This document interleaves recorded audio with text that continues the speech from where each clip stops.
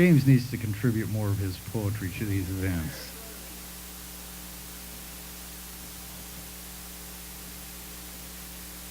Okay, and now on to my silliness. Except I'm going to be serious tonight because some of you all established kind of a serious tone. So I'm going to try to match that serious tone with some depressing thoughts of my own, and then relieve them with some comedic thoughts of my tone. And while trying to figure out how to do this for you, I thought I would go back and forth from the two things and read from one and then the other. Just, keep it interesting. So try to follow this. Anyway, science. I love it, but I'm skeptical. And I'm talking, this isn't the poem. And I just think we should pay attention to it, especially when somebody says it's science and we just want to believe. And this is more like free verse from the poetry of natural language, except for the words that aren't natural language that you'll pick up on. In 1939, Paul Mueller developed a wonder insecticide that killed the Colorado potato beetle, dichloryl diphenyl trichloroethane, DDT. In 1957, Heinrich Muchter, a former Nazi physician, led the research team developing a miracle-working tranquilizer and painkiller, thalidomide.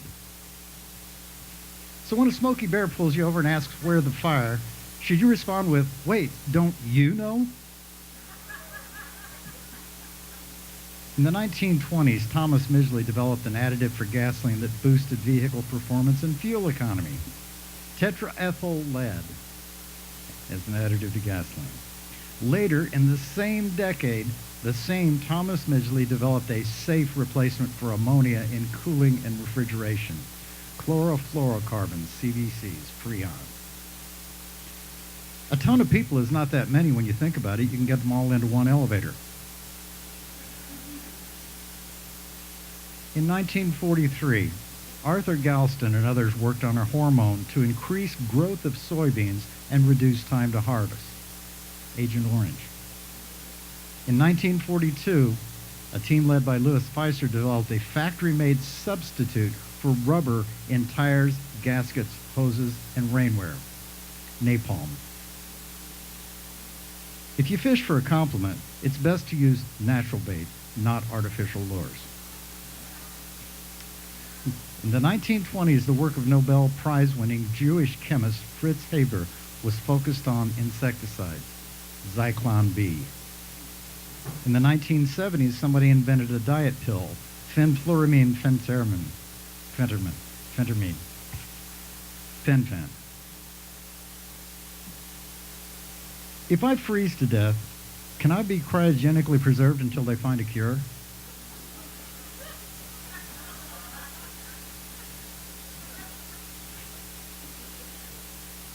In 1976, after working on insecticides, Alexander Shulgin was allowed free rein in the Dow lab and developed and synthesized a therapeutic pharmaceutical and decided it was very nice. Methylene dioxymethamphetamine, ecstasy. Yeah. In 1936, Walter Freeman developed a way to treat mental and emotional distress and help people find stability. Prefrontal lobotomy. Why does the government make a federal case of everything? In 1911, Carl Pearson established the discipline of mathematical statistics, making contributions such as correlation coefficient, statistical hypothesis testing theory, statistical decision theory, Pearson's chi-squared test, to prove his theories of eugenics. We have better living through chemistry. We have science. I think it might be nice if we would pay attention so that we don't have to spend, so we can make real progress doing things that advance us, not things that we wish we hadn't done or have to do over and try and forget all the harm we've caused. That's sort of my opinion of science and humor. Don't be distracted by the funny things as to what's really going on. Thank you. And then I'm going to finish up with a thing that's a little bit different than what I usually do, because this is a work in progress. It hasn't even made it into real writing yet. It's on a legal pad, like professional writing stuff. And it's also different than what I usually do, because this is the beginning of a song I'm writing, which is, I have the chords almost worked out, but it's going to be a poem until I make it into a song and add the chords and the melody to it and record it. So this sort of fits into the theme also of science and our relationship to it. I wrote this while engaged in interaction with my muse, whom I refer to as beer. So anyway, this is a song, but it's going to be a poem today.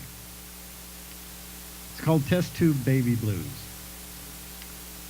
She's my test tube baby, got DNA all over the place. You can see it in her features. You can see it in her face. She really fills out her genes with splices and with grace. She's a multiplistic member of an engineered human race. The chorus is, test tube baby with the best attributes in the pool. She's my test tube baby and she ain't nobody's fool.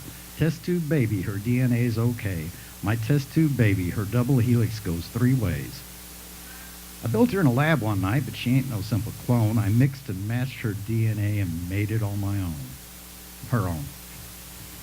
She has the prettiest eyes 'cause I got to choose. I just get lost gazing in those test tube baby blues. Test tube baby with the best attributes in the pool. She's my test tube baby and she ain't nobody's fool. Test tube baby, her DNA's okay. My test tube baby, her double helix goes both ways. Thank you.